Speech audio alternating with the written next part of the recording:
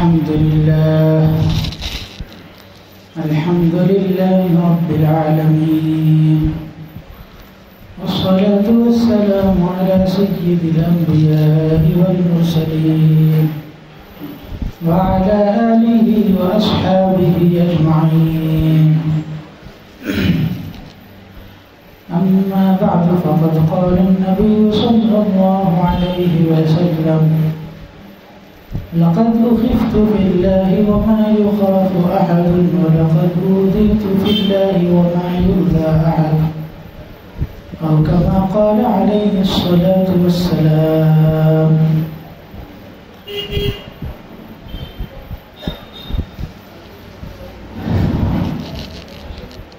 حضرات کرام، دوستوں اور بزرگوں،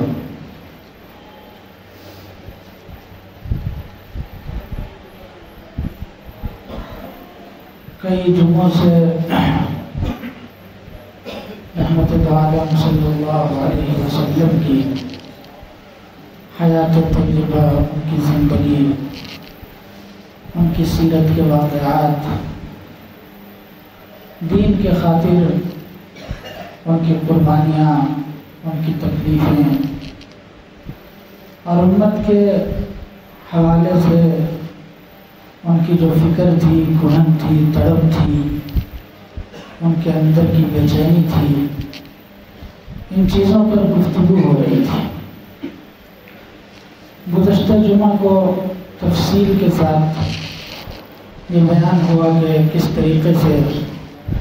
اللہ کے رسول صلی اللہ علیہ وسلم اپنے جانثاروں کے ساتھ اور اپنے خاندان کے لوگوں کے ساتھ شعب ابی طالب میں بھوک اور پیاس میں کتنی تکلیفوں کے ساتھ 3 سال کی قید گزاری، اور جب 3 سال کے بعد وہاں سے رہا ہوئے تو قریش کے سردار ابو طالب، جو حضور کے چچا اور جنہوں نے ہر قدم پر حضور کا ساتھ دیا، آپ کے سر پر شفقت کا ہاتھ رکھا، محبت کے ساتھ انہوں نے ہر موقع پر خدمت کی، آپ کی جان کی حفاظت کی. اس چچا کا انتقال اور اس کے 2-3 روز بعد ہی اس بیوی کا انتقال کہ جو بیوی ہر قدم پر ساتھ رہی اور جس نے زندگی کے مشکل ترین وقتوں میں حضور صلی اللہ علیہ وسلم کو تسلی دیا. مکے کی سب سے رئیس ترین خاتون ہونے کے باوجود حضور کے ساتھ انہوں نے فاقے کی زندگی گزاری اور اپنا سارا مال و دولت ان کے اوپر قربان کر دیا. وہ بیوی بھی آپ صلی اللہ علیہ وسلم سے جدا ہو گئیں. تو ایک تو چچا کا جدا ہو جانا، دوسرے بیوی کا جدا ہو جانا، تو یہ سال آپ صلی اللہ علیہ وسلم پر گویا غموں کا پہاڑ بن کر ٹوٹا تھا. اس لیے اس سال کو سیرت کی کتابوں میں عام الحزن کہا جاتا ہے، غموں کا سال، کہ یہ رنج و غم کا سال تھا، تکلیفوں اور مصیبتوں کا سال تھا. جب ابو طالب کا انتقال ہو گیا تو پیچھے مکے میں بچ گئے ابو جہل، ابو لہب جیسے بدباطن اور خبیث قسم کے لوگ، اور آپ صلی اللہ علیہ وسلم کی دعوت کو ٹھکرانے کے لیے اور روکنے کے لیے انہوں نے کیا کوششیں کی تھیں وہ سب آپ تفصیل سے سن چکے ہیں. اسی موقع پر سیرت نگاروں نے لکھا ہے کہ ایک بار فیصلہ کن طریقے پر یہ لوگ حضور صلی اللہ علیہ وسلم کے پاس آئے اور رات کا وقت تھا. حضور سے کہنے لگے کہ اچھا چلو، تم اگر سچے نبی ہو تو اس چاند کے 2 ٹکڑے کر کے دکھا دو. حضور صلی اللہ علیہ وسلم نے کہا کہ اگر میں 2 ٹکڑے کر کے دکھاؤں تو میری نبوت کو تسلیم کر لو گے، مجھے اپنا نبی مان لو گے؟ انہوں نے کہا کیوں نہیں، بالکل مان لیں گے. تو آپ صلی اللہ علیہ وسلم نے چاند کی طرف اشارہ کیا. اب ان لوگوں نے دیکھا کہ چاند کا ایک ٹکڑا جبل ابو قبیس پر اور دوسرا ٹکڑا جو ہے وہ دوسرے پہاڑی پر بالکل سب لوگوں کو نظر آ رہا تھا. آنکھیں ململ کر کے پھر دوبارہ آنکھ کھول کر دیکھتے تو واقعتاً چاند دو ٹکڑے ہو چکا تھا، لیکن حق و صداقت کا انکار کرنے والے، یہ اپنی عقل کے دشمن، انہوں نے کہا کہ محمد کا جادو چاند پر بھی چل گیا۔ کہ جو لوگ باہر سے آئے ہیں ان پہ تو جادو نہیں ہوا ہوگا، تو ہم اس بات کا یقین کرنے کے لیے کہ واقعتاً چاند کے دو ٹکڑے ہوئے تھے، باہر سے آنے والے کسی قافلے سے پوچھیں گے، تو باہر سے آنے والے کسی قافلے سے جب پوچھا گیا تو انہوں نے بھی اس کی تصدیق کی۔ تاریخ کی کتابوں میں آتا ہے کہ ہندوستان کے بھی ایک بادشاہ نے چاند کے دو ٹکڑے ہوتے ہوئے دیکھا تھا، اور اس نے اپنے آدمی کو بھی بھیجا تھا حضور صلی اللہ علیہ وسلم کی خدمت میں۔ اس کو نجومیوں کے ذریعے سے معلوم ہوا کہ مکے میں کوئی نبی ہوئے ہیں، اور ان کے اشارے سے یہ چاند کے دو ٹکڑے ہوئے ہیں۔ تو لیکن وہ قاصد حضور تک پہنچنے سے پہلے اس بادشاہ کا انتقال ہو چکا تھا۔ تو بہرحال یہ چاند کا واقعہ بھی اس زمانے میں پیش آیا، اور آپ صلی اللہ علیہ وسلم کی بات کو پھر بھی انہوں نے تسلیم نہیں کیا۔ تو حضور صلی اللہ علیہ وسلم نے سوچا کہ مکے سے قریب ایک شہر ہے جس کا نام طائف ہے۔ طائف کی مکے والوں کی نظر میں وہی حیثیت تھی جو ہمارے اس ملک والوں کی نظر میں کشمیر کی حیثیت تھی، بالکل ٹھنڈا، سرسبز و شاداب۔ اور وہاں جو قبیلہ رہتا تھا اس کے سردار کے 3 بیٹے تھے، ایک کا نام عبد یالیل تھا، ایک کا نام مسعود تھا، اور ایک کا نام حبیب تھا۔ یہ لوگ حضور صلی اللہ علیہ وسلم کے خاندان میں ہی تھے، یعنی عبد المطلب کے چچا زاد ہوتے تھے یہ لوگ۔ تو سوچا کہ وہ بھی ہمارے خاندان کے ہیں، اور پھر آپ صلی اللہ علیہ وسلم نے، چونکہ آگے ہی قبیلہ بنو سعد ہے طائف سے آگے، تو اسی جگہ آپ نے حضرت حلیمہ کا دودھ پیا تھا،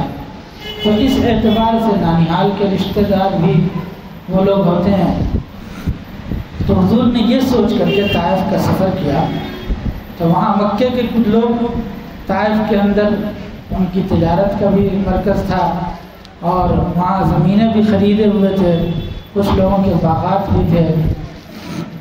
تو آپ صلی اللہ علیہ وسلم نے اس خیال سے کہ وہاں کے لوگ اگر مسلمان ہو جائیں گے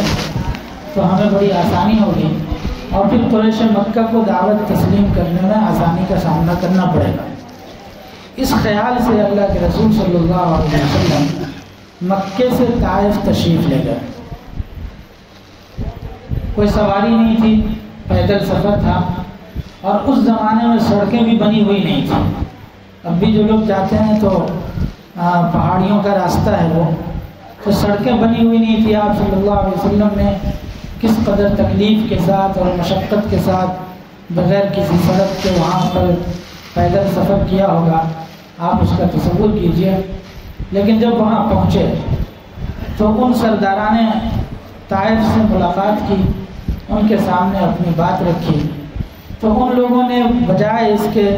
کہ ایک پردیسی ہے، خاندان کا ہی ہے اور رشتہ دار بھی ہے، کچھ خاطر مدارات کرتے، مہمان نوازی کرتے،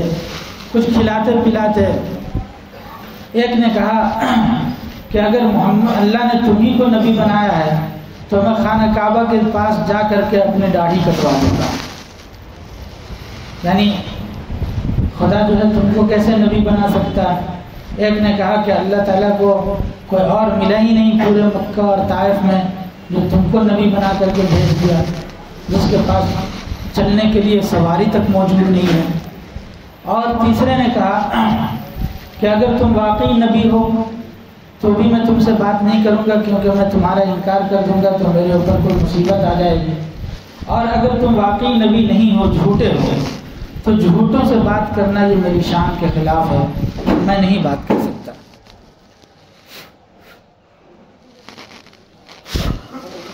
ہاں بند ہو گیا۔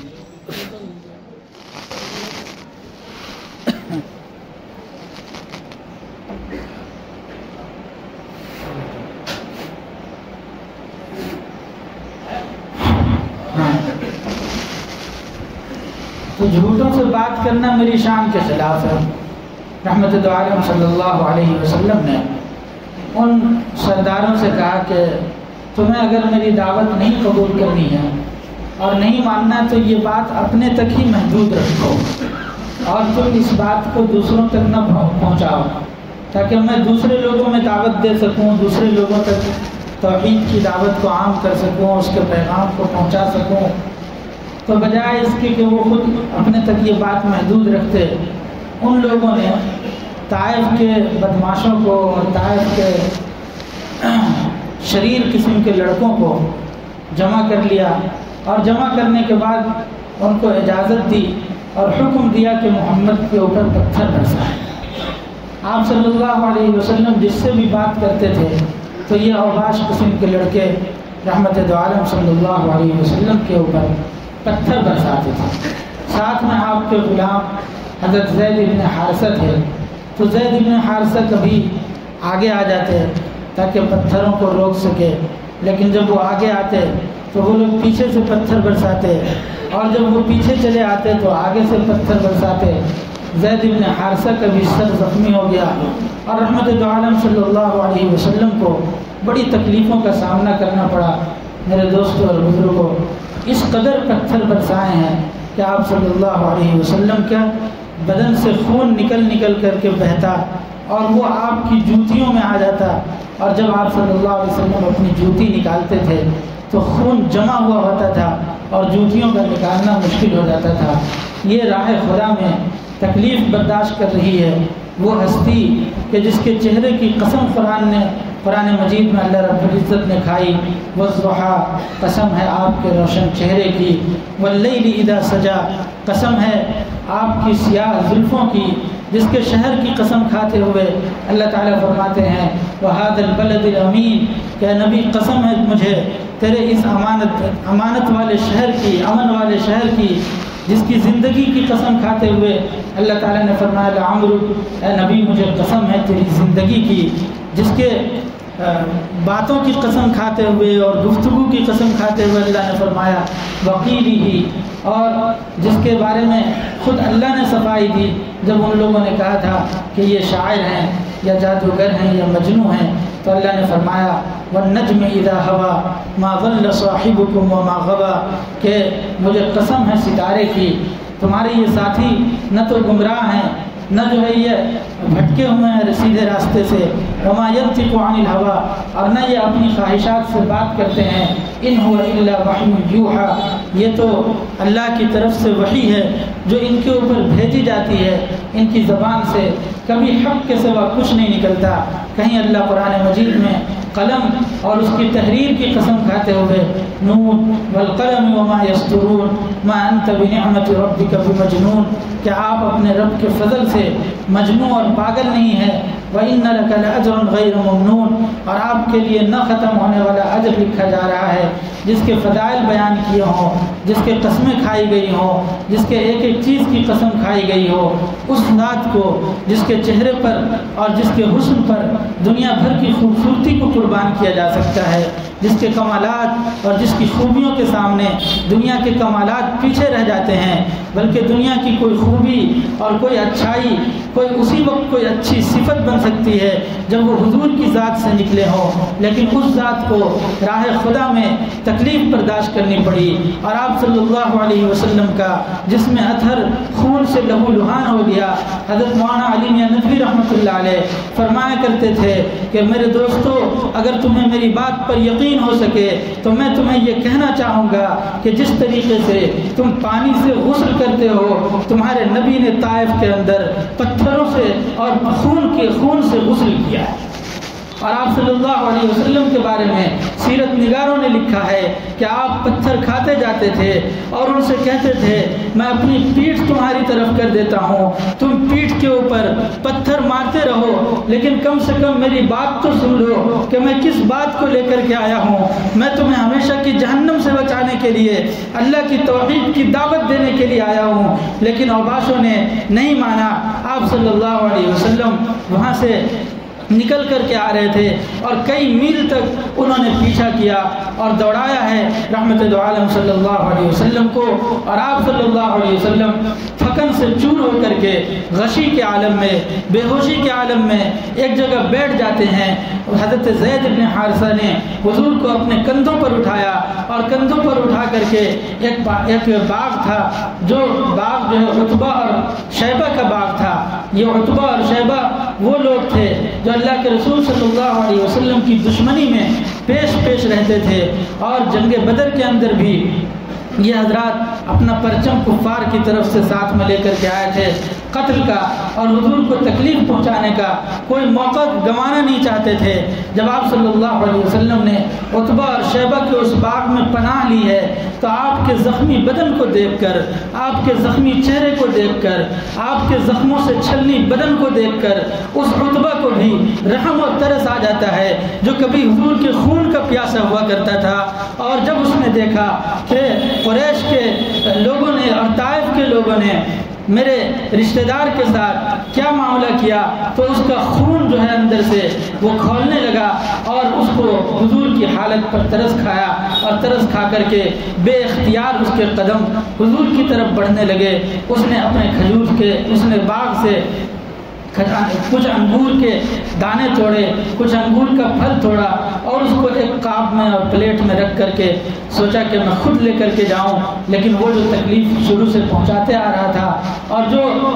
مصیبت حضور کو پہنچائی تھی تو اس کی وجہ سے ایک حجاب سا تھا کہ میں سامنا کیسے کروں، اس لیے خود نہ جا کر کے ایک غلام تھا جس کا نام عداس تھا، اس عداس کو وہ حضور کی خدمت میں بھیجتا ہے کہ جاؤ اور محمد سے کہو کہ تمہیں رشتہ داری کی قسم یہ کھجور رد نہ کرنا، اس کو کھا لے تاکہ کم سے کم کچھ جان میں جان آ جائے۔ عداس جب حضور کی خدمت میں آتا ہے وہ انگور لے کر کے اللہ کے رسول صلی اللہ علیہ وسلم نے بسم اللہ پڑھ کر کے اس کو کھانا شروع کیا تو اس عداس نے یہ کہا کہ یہ تو بہت اچھا کلمہ ہے اور یہاں کے لوگ اس کلمے کو نہیں پڑھتے، آپ کون ہیں؟ تو حضور نے پوچھا کہ تم کون ہو اور تم کہاں کے رہنے والے ہو؟ اس نے کہا میں نینوا کا رہنے والا ہوں۔ تو حضور نے فرمایا اچھا یہ یونس بن متہ کا شہر ہے۔ کہا آپ یونس بن متہ کو کیسے جانتے ہیں؟ حضرت یونس علیہ السلام جن کا تذکرہ قرآن میں ہے تو کہا کہ وہ بھی اللہ کے نبی ہیں، میرے بھائی ہیں اور میں بھی اللہ کا نبی ہوں۔ تو وہ جیسے یہ سنا تو یقین کر لیا کہ یقیناً یہ حضور صلی اللہ علیہ وسلم اللہ کے نبی ہیں، اور وہ آپ کی پیشانی کو، آپ کے ہاتھوں کو اور آپ کے قدموں کو چومنے لگا۔ پھر جو ہے عتبہ نے دیکھا کہ یہ جو ہے میں تو اس کو انگور لے کر کے بھیجا تھا اور یہ ان کے ہاتھ اور پیشانی کو اور قدموں کو کیوں چوم رہا ہے؟ تو بعد میں جو ہے اس نے پوچھا تو انہوں نے بتایا کہ وہ اللہ کے نبی ہیں، اور اس وقت روئے زمین میں ان سے افضل کوئی شخص بھی موجود نہیں ہے، کیونکہ انہیں ایسی باتیں معلوم ہیں جو پورے مکے کے اندر اور پورے طائف میں کسی کو بھی پتہ نہیں ہے۔ تو اس نے عصبیت میں یہ کہا، چونکہ وہ عداس مذہباً عیسائی تھا، تو کہا کہ تمہارا مذہب اس کے مذہب سے اچھا ہے اس لیے تم اپنے مذہب پر قائم رہو۔ لیکن عداس نے اسلام قبول کر لیا اور اللہ کے رسول صلی اللہ علیہ وسلم کی دعوت سے متاثر ہوا۔ اسی وقت اللہ تعالیٰ نے حضور صلی اللہ علیہ وسلم کی آپ اس بے بسی کو یاد کیجئے کہ ایک تو آپ صلی اللہ علیہ وسلم سفر میں ہیں، دوسرے یہ کہ ساتھ میں کوئی ایسا رفیق بھی نہیں ہے، حضرت زید بن حارثہ ہیں وہ بھی غلام ہیں، اور آپ صلی اللہ علیہ وسلم جس قدر تکلیف اور جس قدر پریشانی اٹھائے ہیں اس سفر کے اندر، طائف کے اس سفر میں آپ کا زخم، آپ کا خون اور آپ کا جسم جو زخموں سے لہولہان تھا، وہ گویا وہ اندر کا جو درد اور تڑپ تھی وہ حضور کی زبان پر دعا کے الفاظ بن کر کے سامنے آئے، اور حضور کی زبان سے ایک ایسی دعا نکلی، اللہم الیک اشکو ضعف قوتی وقلت حینتی وحوالی عن الناس، کہ اللہ میں اپنی کمزوری کی، اپنی بے بسی کی، اپنی عاجزی کی شکایت صرف اور صرف آپ کے سامنے کرتا ہوں، اور پھر لوگوں کے سامنے جو میں حقیر ہو رہا ہوں اور یہ جو ذلت کا سامنا کرنا پڑ رہا ہے اس کی شکایت میں آپ سے کرتا ہوں، آپ نے مجھے کس کے حوالے کر دیا؟ الی عدو یتجہمنی، کسی دشمن کے حوالے جو مجھ پر حملہ کرتا ہے، اور یا کسی ایسے شخص کے حوالے آپ نے میرا معاملہ کر دیا جو ہے میرے تمام چیزوں کا اختیار رکھتا ہے۔ ان تمام چیزوں کے باوجود کہ میں بے بس ہوں، عاجز اور کمزور ہوں، اور آپ نے مجھے دشمنوں کے حوالے کر دیا ہے اور وہ میرے ساتھ ذلت آمیز معاملہ کر رہے ہیں، لیکن اگر آپ راضی ہیں تو میں ان ساری سختیوں کو خوشی خوشی جھیل لوں گا اور مجھے اس کی کوئی پرواہ نہیں۔ لیتک تحلو والانام مریرۃ ولیتک ترضی والانام غضاب۔ کوئی شاعر کہتا ہے کاش ساری مخلوق ناراض ہو جائے لیکن تو راضی ہو جائے تو یہ میرے لیے کافی ہے۔ چنانچہ حضور صلی اللہ علیہ وسلم نے جب دعا مانگی جس درد اور تڑپ اور کڑھن کے ساتھ، تو یقیناً آپ کی دعا کو سن کر کے عالم ملکوت میں اور فرشتوں کی دنیا میں کوہرام برپا ہو گیا، زلزلہ برپا ہو گیا، اور سارے فرشتے گویا اللہ کی بارگاہ میں کہنے لگے کہ اللہ اب بہت ہو گیا، اور تیرے محبوب نے حد سے زیادہ اذیتیں اور حد سے زیادہ تکلیفیں تیرے راستے میں برداشت کی ہے، آپ جو ہے اب اپنے محبوب کے لیے کچھ کیجئے۔ حضرت جبریل امین کو اللہ رب العزت نے پہاڑوں کے فرشتوں کے ساتھ بھیجا، اور حضرت جبریل حضور صلی اللہ علیہ وسلم کی خدمت میں حاضر ہوئے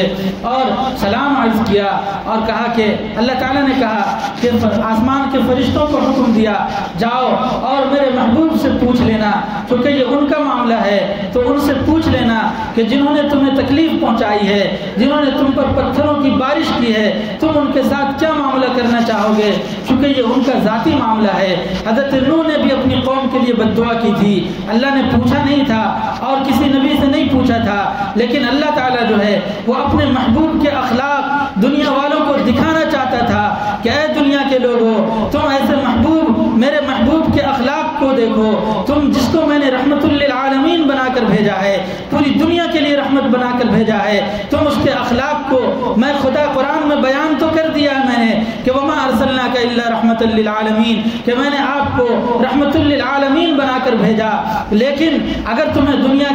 دنیا والوں محمد کے اخلاق دیکھنے ہیں تو تم اس موقع پر دیکھو جب وہ فرشتے آئے اور اللہ کے پہاڑوں کے فرشتوں نے حضور صلی اللہ علیہ وسلم سے کہا اللہ کے رسول آپ اجازت دیجئے، اللہ تعالیٰ نے مجھے حکم دیا ہے کہ دونوں طرف کے پہاڑوں کو ایسے ملا دوں، اور جس طریقے سے چکی کے نیچے دانے کو پیس دیا جاتا ہے ان طائف کے سارے لوگوں کو اسی طریقے سے پیس کر کے ہلاک و برباد کر دیا جائے۔ رحمت للعالمین محمد رسول اللہ صلی اللہ علیہ وسلم کی رحمت پہ قربان جائیے، اپنی امت کے حوالے سے ان کی فکر اور ان کی تڑپ پہ قربان جائیے، اور کس قدر شفیق نبی اللہ نے ہمیں اور آپ کو دیا، اس کی شفقت پہ قربان جانے کو جی چاہتا ہے۔ حضور نے فرمایا کہ میں کیوں ان کے لیے قہر الہی کی دعا مانگوں، بشر ہیں بے خبر ہیں، کیوں ان کے لیے تباہی کی دعا مانگوں، کہ یہ تو انسان ہیں بے خبر ہیں، میرے مقام سے میرے مرتبے سے ناواقف ہیں، اس لیے انہوں نے میرے ساتھ یہ معاملہ کیا ہے، میں ان کے لیے تباہی کی دعا کیوں مانگوں۔ لم ابعث لعانا، میں لعنت کرنے والا اور ملامت کرنے والا بنا کر نہیں بھیجا گیا، میں تو انما بعثت رحمتا، مجھے تو رحمت والا بنا کر کے بھیجا گیا ہے۔ اور پھر آپ صلی اللہ علیہ وسلم کی زبان مبارک سے یہ جملہ نکلتا ہے کہ انی ارجو من اللہ ان یخرج من هذه من یوحد اللہ وحدہ سبحانہ وتعالی، کہ مجھے اللہ کی ذات سے امید ہے کہ انہی لوگوں میں سے اللہ ایسے لوگوں کو پیدا فرمائے گا جو صرف اور صرف اللہ کی توحید کے قائل ہوں گے، وہ صرف تنہا تنہا اللہ کی عبادت کریں گے اور اللہ کی ذات و صفات میں کسی کو شریک نہیں کریں گے۔ میرے دوستوں اور بزرگوں، اگر اس وقت اللہ کے رسول قبیلہ بنو ثقیف کے لیے اور طائف کے لیے بد دعا کر دیتے، وہ پورا کا پورا علاقہ ہلاک و برباد ہو جاتا اور صفحہ ہستی سے ان کا وجود ختم ہو جاتا، دنیا میں ان کا نام و نشان نہیں رہتا، لیکن حضور کو ایک امید تھی، ایک آرزو تھی کہ ان میں سے کوئی شخص آئے گا جو صرف اور صرف اللہ کی عبادت کرے گا اور تنہا اس اللہ کو مانے گا جو اللہ کی توحید کا قائل ہوگا۔ چنانچہ اسی قبیلے بنو ثقیف سے محمد بن قاسم نام کا ایک شخص پیدا ہوتا ہے، اور وہی محمد بن قاسم اللہ کے رسول صلی اللہ علیہ وسلم کے اس دین کو لے کر کے اور اس شریعت کو لے کر کے وہ ہندوستان کا سفر کرتا ہے، اور پورے بر صغیر کے اندر اور پورے طائف کے پورے بر صغیر میں اور پورے اس علاقے میں جس کو انڈیا، پاکستان اور بنگلہ دیش اور برما کا علاقہ کہا جاتا ہے، یہاں اگر توحید کی رمق باقی ہے، یہاں اگر دین اسلام زندہ ہے، یہاں اگر آج لوگوں کے چہروں کے اوپر داڑھی اور ٹوپیاں نظر آ رہی ہے، آج اگر یہ مسجدیں آباد ہیں، آج یہاں اگر مدارس آباد ہیں، تو اسی محمد ابن قاسم کی محنتوں کا نتیجہ ہے، جس کی جو وہی قبیلے بنو ثقیف سے تھے اور جن کا تعلق طائف سے تھا، کہ ان کی محنت سے کروڑہ لوگوں نے اسلام کو قبول کیا اور اللہ کے رسول کے اس دین کو اپنے سینے سے لگایا، اور پھر اس دین کی دعوت کو پوری دنیا کے اندر عام کیا۔ میرے دوستو اور بزرگوں، حضور کی طائف کی یہ تکلیفیں اور حضور صلی اللہ علیہ وسلم کا طائف میں پتھر کھانا اور آپ صلی اللہ علیہ وسلم کا اتنی تکلیفوں کو برداشت کرنا اور اتنی قربانیوں کو جھیلنا یقیناً اس بات کے لیے تھا کہ اللہ کی توحید دنیا میں قائم رہے اور اللہ کی توحید کا ڈنکا پوری دنیا میں بجتا رہے۔ لیکن میرے دوستو اور بزرگوں، ہم نے اس توحید کو حقیقت میں اپنایا نہیں، اور ہم جو ہے اس توحید کی دعوت دوسروں تک نہیں پہنچائی۔ نتیجہ یہ ہے کہ آج ہم پر ایک ایسی قوم مسلط ہے، ہم پر ایسے لوگ مسلط ہے جو ہمارے مسلمانوں کے اندر سے عقیدہ توحید کو ختم کر دینا چاہتے ہیں، اور وہ چاہتے ہیں کہ اس ملک میں رہنے والے جتنے مسلمان ہیں وہ سب کافر ہو جائیں، وہ سب مرتد ہو جائیں، وہ عقیدہ توحید چھوڑ کر کے ارتداد کی طرف واپس آ جائیں۔ چنانچہ ان لوگوں کی طرف سے اب تو کھلم کھلا یہ پیغامات عام کیے جا رہے ہیں کہ 22 جنوری کے موقع پر جتنے مدارس ہیں، وہ مدرسے والے بھی اور مسجد والے بھی اور مکتب والے بھی اور تمام کے تمام مسلمان اپنے گھروں کے اندر دیا جلائیں اور رام کے نعرے بلند کریں اور ان کی تسبیح پڑھیں۔ چنانچہ بہت سے مسلمان ایسے ہیں جو ان کی دعوت کو کھلم کھلا قبول کر رہے ہیں، ایکسیپٹ کر رہے ہیں اور اس کو تسلیم کر رہے ہیں۔ ایک لڑکی بمبئی سے پیدل سفر کر کے وہاں جاتی ہے، اور 22 جنوری کو وہیں اجودھیا کا رہنے والا ایک شخص وہ جو ہے وہاں جتنے لوگ شریک ہوں گے ان کے لیے لنگر کا اہتمام کر رہا ہے، تاکہ وہاں کوئی رام کا نام لینے والا بھوکا نہ رہ جائے۔ ان کو کھانا کھلانے کا اگر کوئی اہتمام کر رہا ہے تو وہ مسلمانوں میں سے ہے۔ میرے دوستو، کہاں چلی گئی وہ غیرت؟ وہ نبی کی قربانی کیا اس لیے دی تھی تاکہ تم کفر و شرک کرنے والوں کے سامنے کھانے کا اہتمام کرو؟ کانپور کا رہنے والا ایک شخص جس کا پیتل کا کاروبار ہے، وہ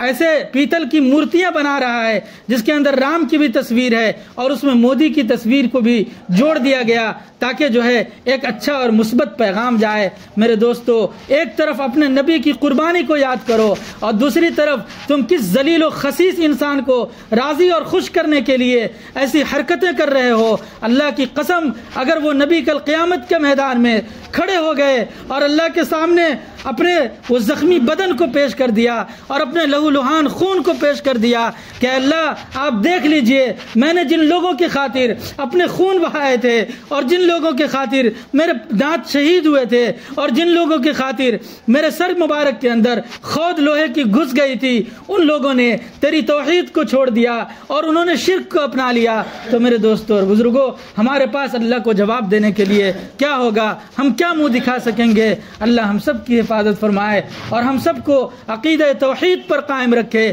اور ہم سب کے سینوں میں ایمان و توحید کا نور سے منور کر دے۔ وآخر دعوانا ان الحمد للہ رب العالمین۔